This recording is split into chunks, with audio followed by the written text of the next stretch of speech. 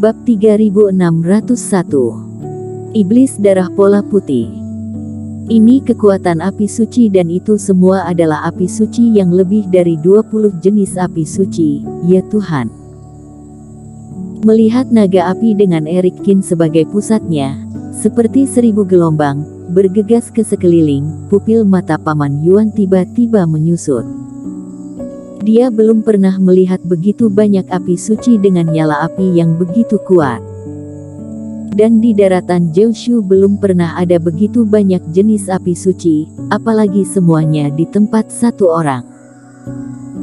Dan di antara 22 jenis api suci, yang lebih mengejutkan Paman Yuan adalah dia benar-benar merasakan nyala api dengan rasa keakraban khusus. Ini adalah api suci Jovan Yuan. Api ini diambil dari api kayu roh. Itu ditemukan oleh Jovan Yuan secara kebetulan dan itu pasti benda unik dari Jovan Yuan. Mungkinkah hanya dalam waktu 15 menit, Eric Kin menggabungkan api suci yang telah dikumpulkan Jovan Yuan selama 100 tahun? Itu benar-benar sebuah pemahaman yang menakutkan, bakat yang menakutkan. Bang! Dalam auman 22 naga api, para iblis darah yang berkerumun jatuh selapis demi selapis seperti sedang memanen sesuatu. Beberapa ikan yang menyelinap melalui jaring juga bekerja sama dengan Paman Yuan dan yang lainnya untuk membunuh mereka semua dan tidak ada satu pun yang dapat mendekati beberapa orang itu.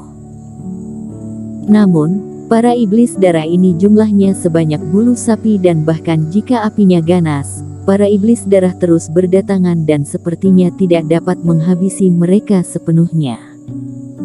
Melihat ini, Eric Kin sedikit mengernyit dan aura di tubuhnya berubah lagi. Selama operasi Ekaristi Yandi, naga api di sekitarnya semuanya terbang dan kemudian bergegas menuju tubuh Taois Eric Kin dari segala arah. Teknik transformasi naga. Jurus Taoisme. Teknik transformasi naga dalam Sleep Giok Master Abadi Tianhuo adalah yang terakhir dan 5 teknik abadi yang sebenarnya. Di bawah jurus itu, naga api yang tak terhitung jumlahnya mengebor ke dalam tubuh dan nyala api pada Eric Kin menjadi lebih bergelombang, meroket ke lautan api sejauh 10 mil. Dalam kekosongan di belakangnya, naga roh asli juga muncul, mengaum ke langit dan seluruh tubuhnya diselimuti api. Pada saat ini, tidak hanya iblis darah yang mencoba menerkam yang diuapkan, tetapi bahkan kabut darah yang tebal dibuka oleh Eric Kin. Ikut denganku. Merasakan kekuatan elemen api meledak di tubuhnya, tubuh Eric Kin kembali berakselerasi, menuju ke langit. Mereka berempat mengikuti dengan cepat, tidak berani keluar dari jangkauan Eric Kin. Untungnya api suci di luar tubuh Eric Kin mendidih dan sangat mengerikan, tetapi tidak melukai Paman Yuan dan yang lainnya, hanya panas yang membuat beberapa orang berkeringat deras. Sambil diselimuti api, beberapa orang maju dan menembus lapisan kabut darah, lurus ke atas. Mereka tidak tahu seberapa jauh mereka terbang, berapa banyak iblis darah yang terbunuh dan langit di atas menjadi lebih cerah dalam sekejap. Seolah menembus awan gelap dan melihat hari yang cerah kembali, kabut darah di sekitarnya berkurang lagi, bahkan menghilang dan tidak ada iblis darah yang mengikuti lagi. Eric Kin juga secara bertahap menyingkirkan api sucinya dan kembali ke kondisi terbang sebelumnya. Dia berhenti sebentar, mengeluarkan batu roh dan pil dewa, memulihkan reiki yang hilang dan pada saat yang sama memberi Paman Yuan waktu istirahat. Beberapa orang itu terbang dengan diam di dunia ini. Di sini, apakah itu dekat dengan tepi ruang ini? Cindy menyeka keringat di dahinya dan melihat sekeliling dengan rasa ingin tahu. Ini pertama kalinya mereka berada di luar daerah kabut darah. Kita belum meninggalkan ruang pulau darah bukan? Pria paruh baya itu tersenyum. Jika itu benar adanya, itu bagus sekali, kata Paman Su. Jangan terlalu banyak berpikir. Ini benar-benar berbeda di sini dan perasaan terbang jauh lebih sedikit stagnan, tetapi tandanya masih bekerja, menunjukkan bahwa kita belum meninggalkan ruang ini. Paman Yuan menggelengkan kepalanya. Ketika beberapa orang berbicara, dia sudah berkeliling untuk mengujinya. Selama dia berada lebih dari 10 kaki dari Giok Baoshan, tanda itu akan tetap menyala. Tuan Qin, Paman Yuan, lihat apakah ada orang di sana. Cindy menunjuk ke satu arah di langit saat ini. Ada orang. Penemuan ini membuat beberapa orang yang baru saja menghela napas lega kembali tegang. Paman Yuan terkejut dan melihat ke arah sana.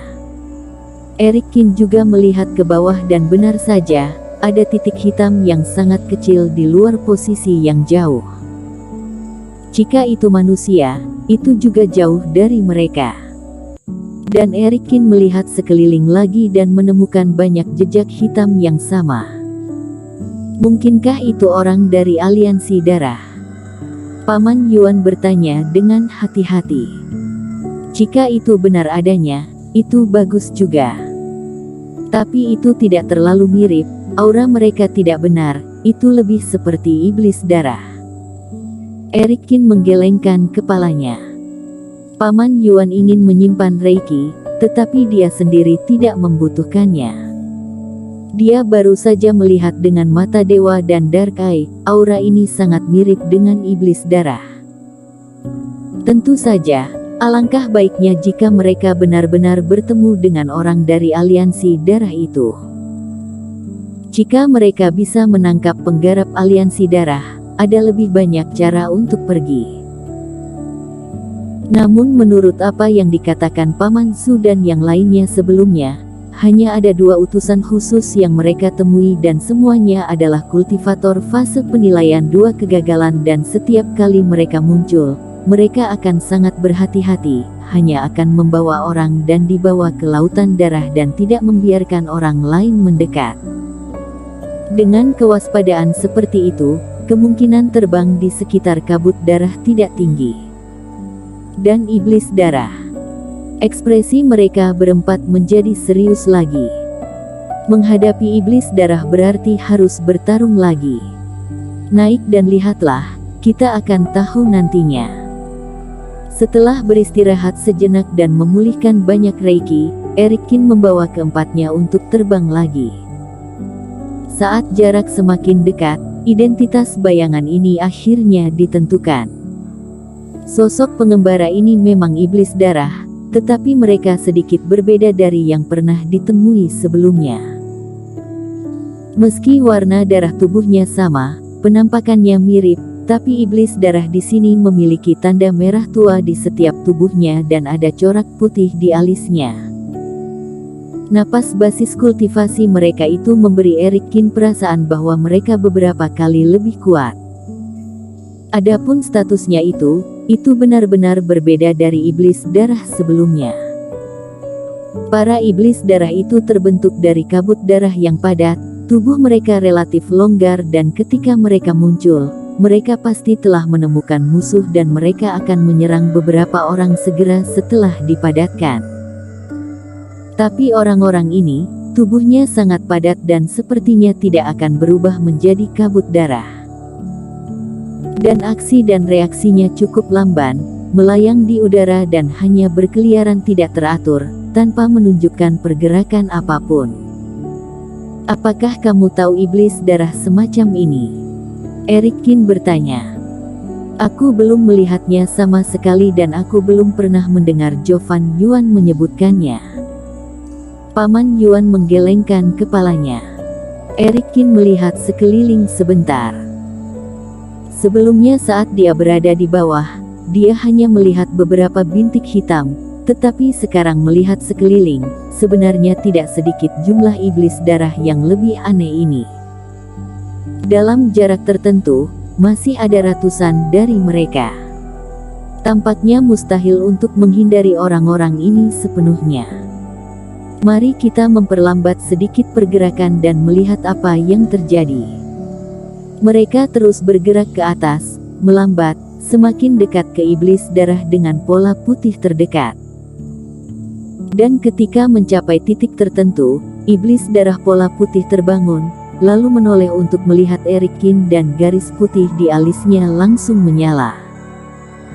Seolah dia menjadi hidup, dia mengeluarkan raungan rendah dan bergegas menuju Erikin. Erikin menyipitkan matanya dan pertama-tama dia melangkah mundur dengan cepat untuk mengambil jarak. Bersambung.